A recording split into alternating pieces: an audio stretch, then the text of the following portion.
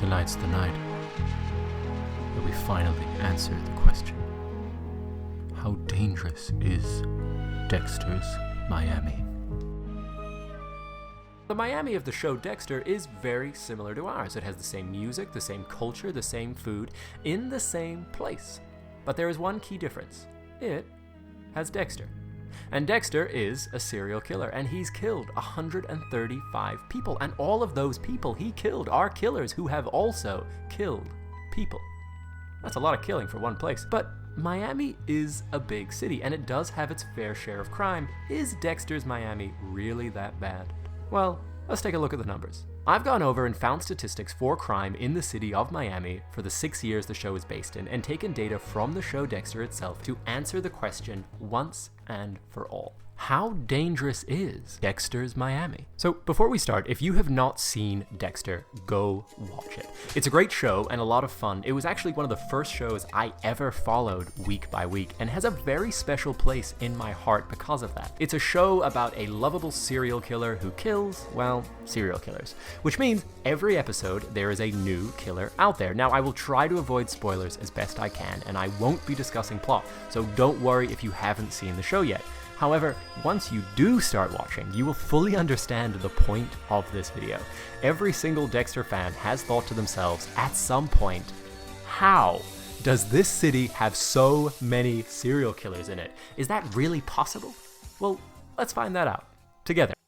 The first thing we have to do is understand the time frame we're talking about. The show Dexter takes place with 8 seasons over 6 years from 2006 to 2012 in the city of Miami in Miami-Dade County. So we're only going to be including data on murders that happened during the show Dexter, not in any flashbacks to murders before episode 1. So that does exclude the first 48 of Dexter's victims and hundreds of other murders mentioned in the show. But this is the only way we can directly compare and understand the statistics. First, let's find out how dangerous is our Miami. We're going to focus primarily on murder rates, and we aren't going to explore other crimes like assault or robbery, since Dexter at its core is a show about, well, murder. And in 2006, there were 77 murders in the city of Miami. In 2007, there were 78, then 63, then 59, then 68, then 68 again, and then 69 in 2012, for a total of 482 murders over 6 years. That sounds like a lot, but Miami is a big city, and that makes it only the 58th most dangerous city in America. Though that probably says a lot more about American cities than it does about Miami, unfortunately. We have 482 murders in real-world Miami from 2006 to 2012. Well, what about in Dexter's Miami?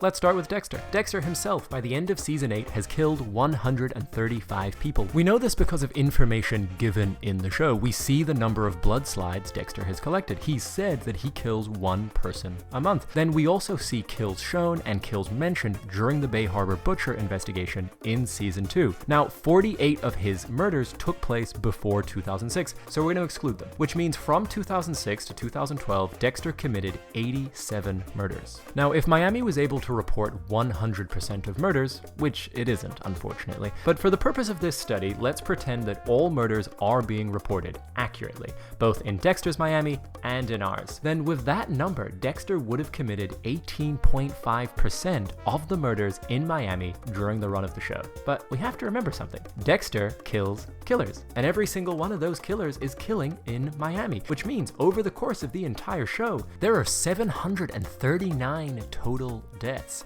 272 of those are murders that take place between 2006 and 2012. That would only account for 56% of all the murders in Miami. Less than half of our City of Magic. Now, we're assuming that Dexter encounters all of the murders in his Miami, and they're all mentioned in the show and thus in these statistics. Well, if that's the case, then Dexter's Miami is a fantastic place to live. It is, in fact, one of the safest cities in America. However, unfortunately, we can't actually look at the numbers like that. And that's because there are two categories of murder we haven't talked about, and these are gun violence and domestic violence. Now, Dexter doesn't commit gun crimes, and most of his victims don't either. In fact, there are only 36 people murdered by guns in the entire show, and most of those are shot by police, which wouldn't be classed as murder. He also doesn't commit domestic crimes, and so we have to assume that those crimes are still happening in the world of Dexter. They just aren't shown in the show. And so using crime statistics released by Miami-Dade County, we know that 36% of murders in Miami are from gun violence, and 14% are domestic cases, which means that alongside the 236 non-gun, non-domestic murders committed by Dexter and others in the show, there are an additional 241 murders in Dexter's Miami, which would bring the total for those 6 years to 467. Remember, the real Miami had 482 murders from 2006 to 2012. So if we're assuming that all of the non-gun, non-domestic murders in Miami were encountered by Dexter, and thus mentioned in these statistics, then Dexter's Miami is less dangerous than the real one. In a show where someone is brutally murdered almost every episode across 96 episodes, it's pretty horrifying that it is technically safer than the real one. But this fact shouldn't actually be that surprising, because most of the murders in Dexter are by serial killers. And well, most murders are not committed by serial killers. In fact, the FBI believe that less than 1% of all murders in the US are by actual serial killers.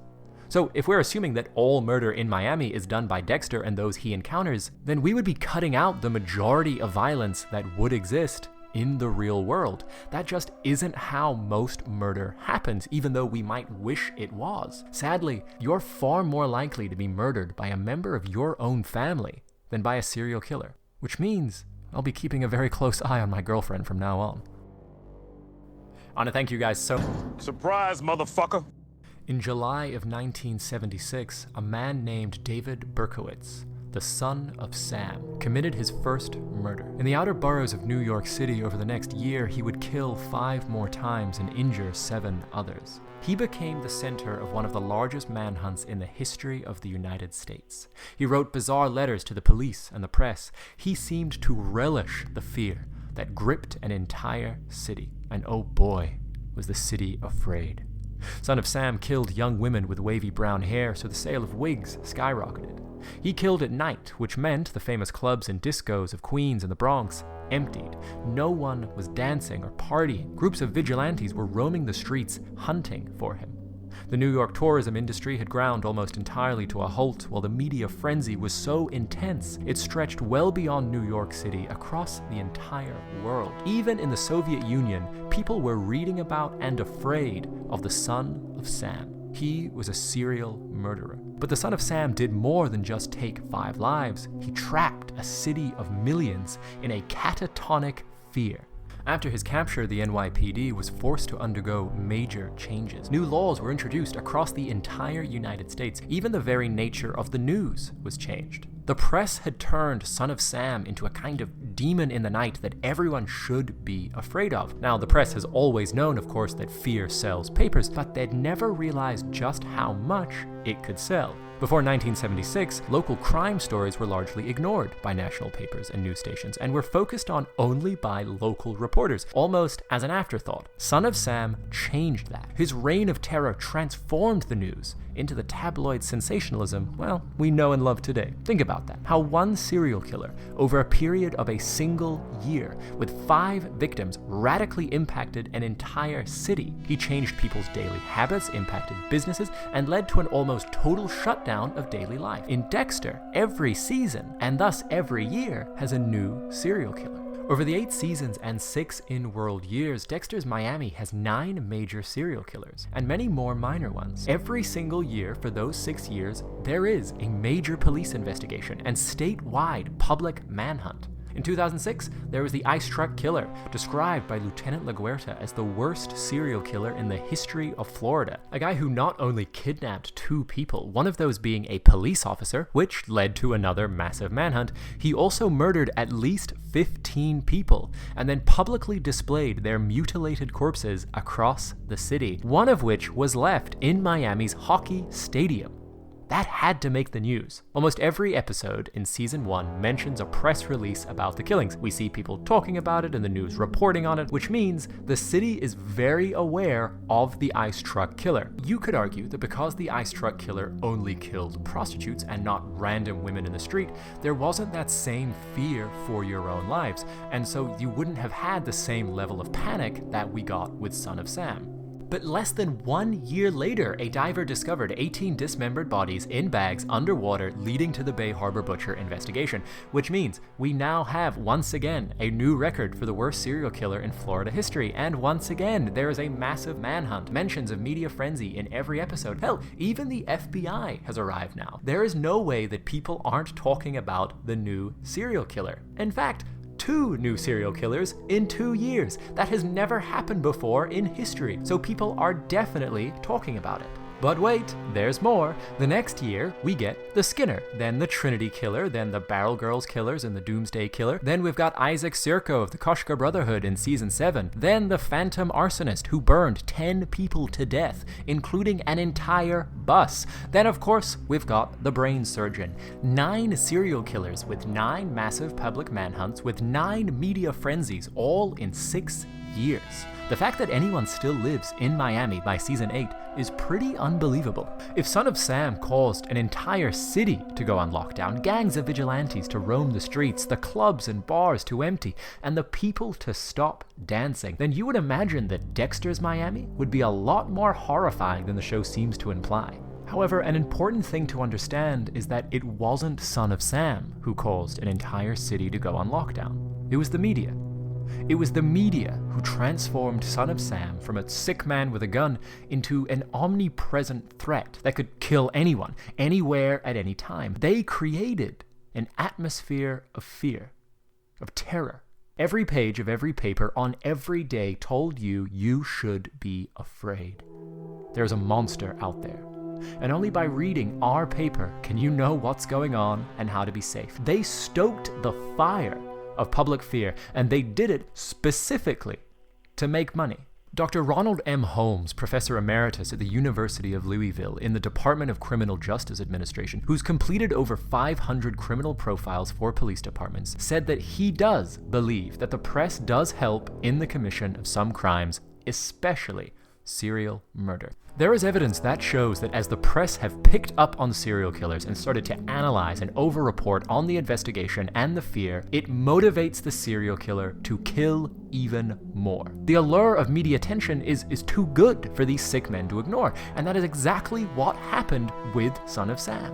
He relished the fear, the power, the control. The media fed him everything he wanted, and so he killed. And he killed again and again until finally, thankfully, he was caught. But unfortunately, it didn't stop there. The media coverage of Son of Sam bred a generation of serial killers, each inspired by the attention and the fear that the media had gifted to him. The 80s in the United States would have dozens of serial killers, each with their own manhunts and media frenzies, and though the threat of the serial killer has largely disappeared from our lives, we see the same things happening today. There is always something new for us to be afraid of. The mass shooter, the terrorist, the unknown pandemic. Often these are real threats that we do want to hear about and better understand, but the point of the news should be to help us better understand, not to make us afraid so we buy more papers or give them more clicks. You know, it's quite possible that the reason why Dexter's Miami is still dancing, why they aren't afraid, is because their press isn't profiting from their fear. I want to thank you guys so much for listening to this, and if you did find it as interesting as I did, then drop a comment down below, because I would really like to discuss it with people. I had a lot of fun making this, and I think every single person who has ever watched Dexter has had that question in their mind. How dangerous is this place? Well, now we know. it's not too bad. Though, I probably still wouldn't want to live there. Now, if you haven't subscribed to me yet, then... Tonight's the night. Thank you guys so much for listening, and I'll see you next time.